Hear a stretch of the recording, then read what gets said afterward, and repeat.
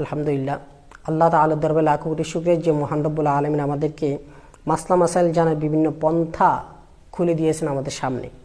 তো যাই হোক, সম্মানিত দর্শক শ্রোতা, আজকের এই ভিডিওতে আমরা বুশরা নামে একজন প্রশ্ন করেছেন, তার প্রশ্নটা উত্তর যথাসম্ভব দেওয়ার চেষ্টা করব যদি আল্লাহ পাক রব্বুল আলামিন তৌফিক দেন। তো তিনি প্রশ্ন করেছিলেন যে স্বামী স্ত্রী কিংবা স্ত্রী স্বামীর লজ্জাস্থান চোষণ করতে পারবে কি না।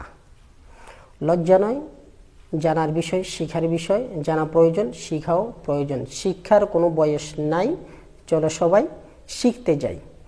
তো দর্শক শ্রোতা, সম্মানিত প্রশ্নকারী, আপনি মেয়ে হন বা ছেলে হন, যাই হোক, আপনার প্রশ্ন যেটা করেছেন সেটির ব্যাপারে আমি বলবো, এই প্রথমে একটি কথা বলে নিই যে স্বামী এবং স্ত্রী উভয়জনের মাথা থেকে নিয়ে পা পর্যন্ত শরীরের প্রত্যেকটি অঙ্গ প্রত্যঙ্গ দেখতে পারবে, দেখা জায়েজ। আল্লাহ সুবহানাহু ওয়া তাআলা কোরআনে কারীমের মধ্যে বলেছেন যে স্বামী স্ত্রী একে অপরের জন্য পোশাক স্বরূপ। তো আপনি যে বিষয়টা নিয়ে প্রশ্ন তুলেছেন সেই বিষয়টা তো পুরোপুরি হাদিসের আলোকে কিছু বলতে পারছি না, তবে এতটুকু আমি জানি যে আম্মাজান আয়েশা রাদিয়াল্লাহু তাআলা আনহা থেকে বর্ণিত, তিনি বলেন যে রাসূল সাল্লাল্লাহু আলাইহি ওয়াসাল্লাম এর জীবদ্দশায় তিনি যতবারই আমার সাথে মিলন করার জন্য আসছিলেন, ততবারই আমি নবী করিম সাল্লাল্লাহু আলাইহি ওয়াসাল্লাম এর পুরুষাঙ্গের দিকে, শরমগাহের দিকে তাকাইনি, তিনিও আমার শরমগাহের দিকে তাকাননি, এবং আমার ওরকম মন মানসিকতাও জাগেনি যে নবী করিম সাল্লাল্লাহু আলাইহি ওয়াসাল্লাম এর শরমগাহের দিকে তাকাই বা কেমন এরকম দেখার ইচ্ছা, চাহিদা, আশা, আকাঙ্ক্ষা আমার মনের ভিতরেও জাগে। এটা বলছেন কি আম্মাজান আয়েশা রাদিয়াল্লাহু তাআলা আনহা। তাহলে এই হাদিস থেকে আমরা মোটামুটি বুঝতে পারি যে লজ্জাস্থান চোষণ তো দূর কথা, নাউজুবিল্লাহ, চোষণ তো দূরের কথা, ওদিকে নবী করিম সাল্লাল্লাহু আলাইহি ওয়াসাল্লাম তাকাতেন না, এবং উম্মাহাতুল মুমিনিন যারা ছিলেন ওনারা মধ্যে আমাদের আয়েশা রাদিয়াল্লাহু তাআলা উনি বলতেছেন যে আমি কোনো সময় তাকাইনি, তাকার মন মানসিকতাও জাগেনি। তো এখন পরে আসতেছে আপনার প্রশ্ন যে একে অপরের স্বামী স্ত্রী একে অপরের লজ্জাস্থান চোষণ করতে পারবে কি না। তো দেখেন, স্বামীকে স্ত্রীর জন্য, স্ত্রীকে স্বামীর জন্য হালাল করেছেন। তাদের এই মিলামিশাটা, তাদের বৈবাহিক যে সম্পর্কটা আছে, পারিবারিক যে সম্পর্কটা আছে, ওই সম্পর্কটাকে আল্লাহ পাক রব্বুল আলামিন তাদের উভয়ের জন্য কি করেছেন, হালাল করেছেন। তবে এর ভিতরে এরকম কিছু কাজ আছে যেটা হারাম। যেমন আমরা, আল্লাহ সুবহানাহু ওয়া তাআলা সৃষ্টি মানুষ, আমাদেরকে আল্লাহ পাক রব্বুল আলামিন যেভাবে নির্দেশ দিয়েছেন ওইভাবে আমরা পালন করতে হবে, ওইভাবে কাজ করতে হবে, ওইভাবে করে যেতে হবে সারা জিন্দেগি।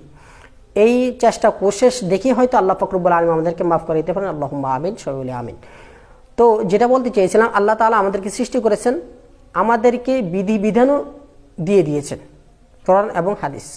তো আল্লাহ সুবহানাহু ওয়া তাআলা নবী করিম সাল্লাল্লাহু আলাইহি ওয়াসাল্লাম বলেছেন যে স্ত্রী যেই পথ দিয়ে মিলন করার কথা বলেছেন ওই পথ দিয়ে মিলন করতে হবে, অন্য কোনো পথে অর্থাৎ বায়ু পথে, মল পথে মিলন করা যাবে না। যেইভাবে ইচ্ছা ওইভাবেই মিলন করতে পারবে।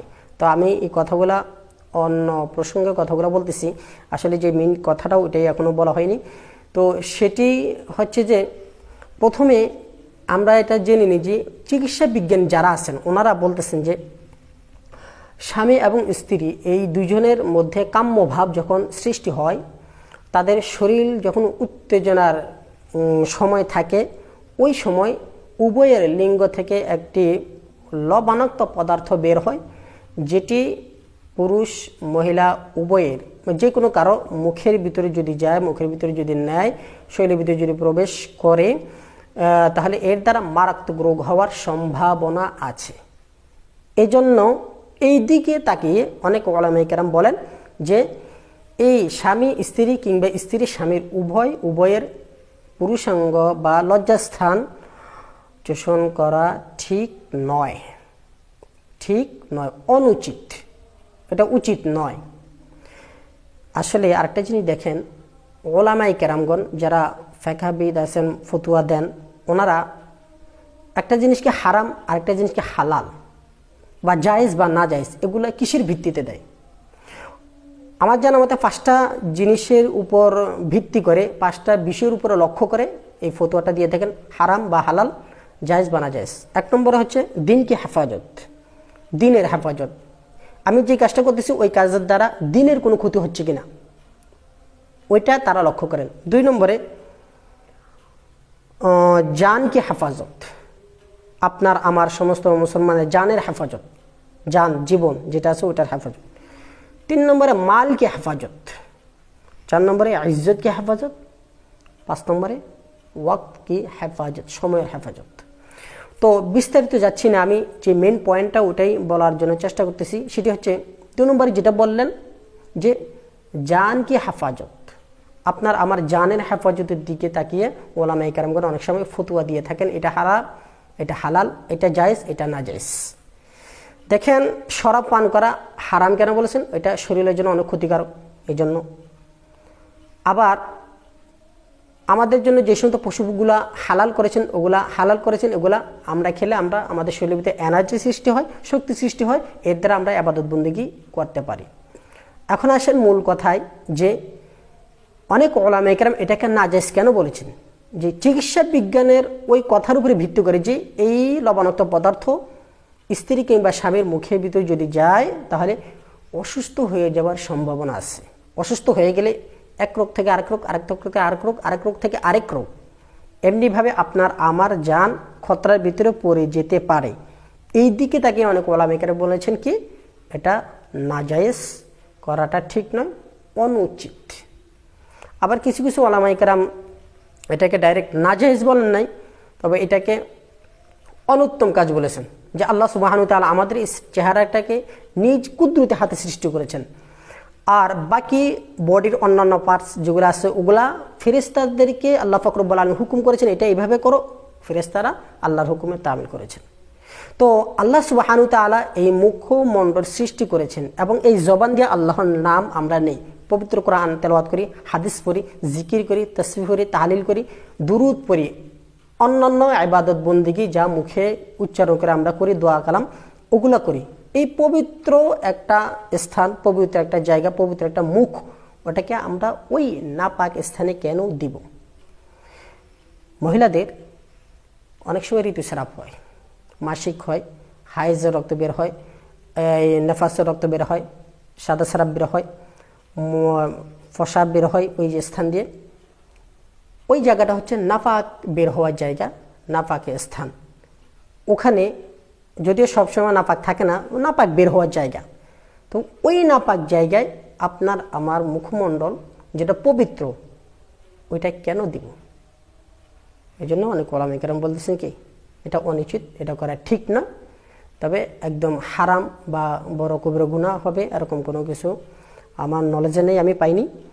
তবে যদি কারো এই বিষয়ে কোনো কিছু জানিয়ে থাকেন তাহলে আমাকে জানিয়ে দেবে ইনশাআল্লাহ। লজ্জার কোনো কিছু নেই, শিখার জিনিস, শিখার বিষয়। হয়তো আমার আপনার মতো অনেক আছে জানে না বিষয়টা, সবাইকে জানিয়ে দেওয়ার জন্য চেষ্টা করবেন। তো আজকের প্রশ্ন উত্তর আশা করি যিনি প্রশ্ন করেছেন ওনার জবাব আপনি পেয়েছেন আশা করা যায়। যাই হোক, ভিডিও ছিল এই পর্যন্ত। পরবর্তী ভিডিও আসা পর্যন্ত সবাই ভালো থাকবেন, সুস্থ থাকবেন, আমার জন্য খাস করে দোয়া করবেন।